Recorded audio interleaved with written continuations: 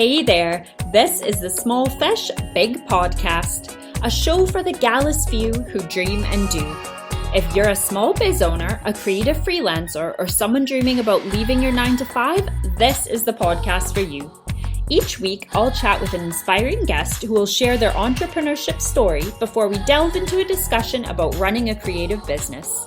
Thanks for tuning in. Hello and welcome to the first ever episode of the Small Fish, Big Podcast. Thanks so much for joining me. I'm Rhiannon Loudon and I'm going to start things off a little bit differently today. And because this is the inaugural episode, I have decided that I will play both host and guest today. I promise this will only happen for the first one. After this, you will have the pleasure of hearing a new guest on the show every week. But for the very first one, I am going to do it solo and tell you a little bit about me, about the concept for this podcast, how it came about, and what I hope you will all gain from it. So to start out, we'll have a quick chat about this podcast. The Small Fish, Big Podcast is for the gallus few who dream and do. I don't think it's any secret that those who choose to carve their own path in life, move away from the 9-to-5 and the traditional careers are in the minority. I think it takes a lot of guts to chase a dream, especially when it comes to something creative. There are just so many obstacles in our way, and there are so many people out there who think that it's impossible to make a living off of something creative, off of something that's a passion. And I love hearing stories of people who have proven that common belief wrong. So that's kind of where the idea for this came from. I have always been intrigued by small businesses. I grew up in a family where we never ate at chain restaurants and gifts were always bought from small independent shops. And that's really stuck with me. So even before I had my own small business, I've always felt really strongly about supporting local and supporting small. And it only makes sense to do the same with my podcast. I want to talk to other creative freelancers, small business owners, people who have either left a 9-to-5 to chase a dream or maybe are dreaming of leaving their 9-to-5 to chase after something that they're really passionate about. And I think the more that these stories get shared, the more other people will be inspired and motivated to just take a leap and go for it. I know that was the case for me, seeing others around me who believed in their dream and believed in their idea enough to just make a go of it. That really motivated me to do the same and showed me that it was possible. And I think the more that we get these stories out there, the more people will feel like they can do it. So that is where the concept for this podcast came about. It wasn't just a whim. It wasn't, considering the timing right now, I promise it wasn't just a lockdown idea, something to pass the time. It's something that I've been working on for a few months now. I've had the concept on the go for a while. I actually bought this microphone back in January, thinking that when I launched the podcast, I would be doing all of my interviews face-to-face, which of course cannot be the case just now. We are in week 6 of lockdown in the UK, if you are listening to this on archive. So we are the 29th of April 2020 just now, and we are in the midst of a lockdown and face-to-face meetings cannot happen. So I will be doing all of my recordings via Zoom, FaceTime, and other such digital video technology. So I am very thankful for that just now, but at least I'll be able to use this fancy new microphone that I bought for my first episode.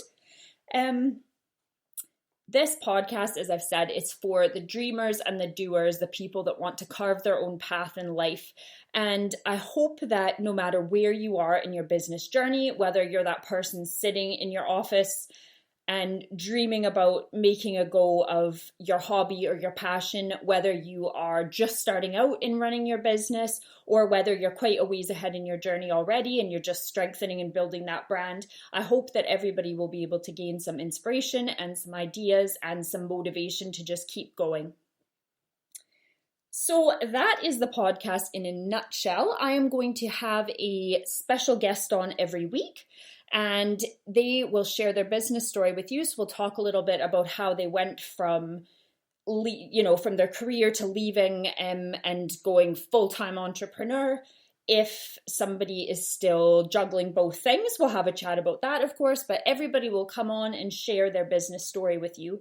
And then from there, we'll discuss a different topic every week. So we'll try and pertain it back to that person's business. We'll talk about things like a work-life balance. We'll talk about anything to do with running a small business, whether it's branding or marketing or social media. And we'll talk about some tough things like this current pandemic, the ways that businesses have had to adapt and change what they're doing so that they can still operate in these times. I have a guest coming up who is currently planning her maternity leave. So we'll talk about things like that when children come along and babies come along and we have to figure out how to keep our businesses going as solo entrepreneurs. So we'll talk about tough topics like that and really anything that you can dream of that has to do with running a small creative business. So enough about the podcast now. I'm going to move on and tell you a little bit about me. So as a kid, I think it's fair to say I was pretty creative. I definitely wasn't very math or science brained. I was pretty artsy kid. I liked sports, but I was never very good at them. And writing and reading were kind of always strong suits for me as well. As a teenager, I became quite a big film nerd. I got really into film. I was quite involved in the drama and theatre program in my high school. Anything to do with visual arts, really. And of course, sticking with the writing. So when it came time to go to university, I knew that I wanted to do something creative, something with visual arts, something with language, but I wasn't quite sure what that was. So I started out in film and theatre studies, did that for a couple of years and realized that maybe that wasn't where my career path would lie, wasn't really for me. And I ended up applying for a journalism and communications program. So I figured this way I'd be able to use my writing skills. It was all about current events and culture, and photography and film were an aspect of it as well. So it kind of encompassed all of the things that I was passionate about at that point in my life. I got into the program and I finished that. So I graduated with a degree in rhetoric and communications and a major in journalism. So my first job out of university was as a reporter and photographer for a weekly community newspaper. I covered such hard-hitting topics as rural life, farm shows, that kind of thing. It's quite funny because I grew up in a city and I somehow ended up with the rural beat.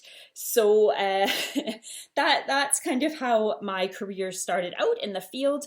From there, I moved on to more communications roles. So I did quite a lot of event planning, internal and external communications, quite a lot of marketing work as well. And I mostly stuck with roles in nonprofit and arts organizations. I think I've known my whole life that the corporate world wasn't for me. As I said before, small businesses were something that I supported as a kid. I grew up with parents who supported small business, and that was always important to me.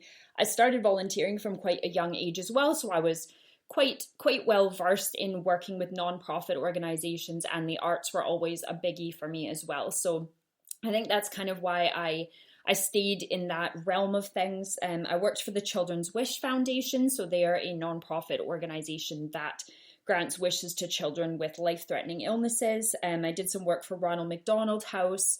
I worked for a contemporary dance company, a writers guild. So that was the kind of communications work, marketing work that I was doing back home in Canada.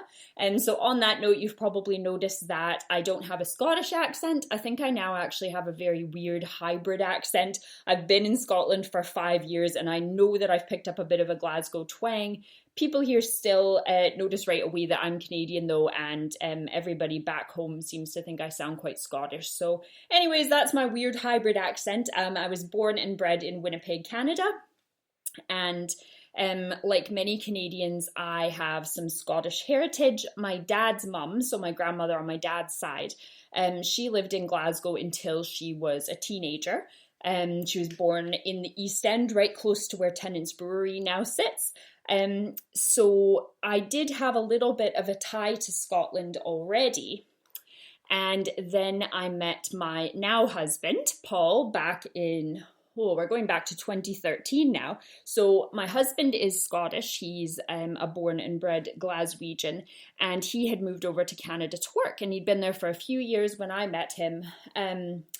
And at that point in time, I was still working in the marketing and communications industry. I was doing 2 different contracts at the one time, as well as doing some photography stuff on the side. So the way that the photography side of things came about for me, it was something that I was always interested in. My parents had bought me a little Kodak camera as a kid, back when film was still a thing, and I loved taking pictures. I loved taking pictures when we were out on walks or just around the house, photos of my sister or snowmen that we made in the back garden or cakes that we baked with my mum. All that kind of exciting stuff. I guess I was kind of into the documentary side of it from quite a young age. During my university studies, we obviously did some work with photography and videography as well. And at that point, I decided I was going to buy myself a semi-professional camera and try and improve my skills. I did some courses outside of uni as well. So there was a really great photography college just around the corner from where I lived at the time. So I did a few courses there to kind of brush up my skills. And at that point, I got to an age, so I would have been in my mid-20s here. I got to an age where friends were starting to get married, have babies, get dogs, things like that. And it was kind of, oh, Rhiannon's got a nice camera. Would you like to come and take some photos for us? So it really started out that way. It was quite organic. I never started out with the intention of doing photography as my full-time career. It was sort of a hobby and an interest of mine that I started committing a little bit more time to. And as I started to do more and more stuff for friends, then I started to get asked by friends of friends and realized, hey, maybe I could start a little part-time business out of this. So I was doing photography alongside my main roles in the marketing and comms industry. And to be honest, I think had I stayed in Canada, in Winnipeg, where I'm from, I don't know that I ever really would have taken that leap to run my own business full time. I knew quite a lot of people from being in different university programs. I lived in the center of the city. I put myself through university working at a very busy, popular pub. And I knew tons of people from all of those experiences that I had. And there were just too many opportunities floating around me there for me to really take a chance at my own business. I was getting great contract work. I was still doing some events work with the pub. And I don't think I ever would have kind of had the guts to give that up and to start over had I not decided to make a move. So speaking of the big move, I get asked this quite a lot. How did this move come about? So as I mentioned before, my husband, Paul, at the time was my fiance actually. So we had gotten engaged, we had moved in together. It was springtime in 2015 and he actually got a job opportunity to move to Toronto. I had no interest in living in Toronto. It's not somewhere I was really that keen on living. And I also felt that if I was going to make a move, I wanted to make a move somewhere a little bit further abroad. And strangely at that time, an opportunity came up for Paul to come and work back in Scotland. And as soon as he mentioned it to me, I just jumped at the chance. I thought, this is the adventure that I've been dreaming of. I can live not just in a new city, but in a new country, on a new continent, total change of scenery. And I had always been so intrigued by Europe. I had been over twice on my travels before. I actually did an internship for my university program in Southampton, down in England. I set that up myself because I really wanted to try living and working in another country. And the idea of coming over to Scotland, where I had a little bit of family history and to a culture that I love so much, it really, really appealed to me. So we decided together that we were going to make a move. And the next big decision was, what am I going to do for work? So we came over with a job set up for Paul. His family's here, so we had his mum and dad to stay with at the start, but I had to figure out what the heck I was going to do for a living.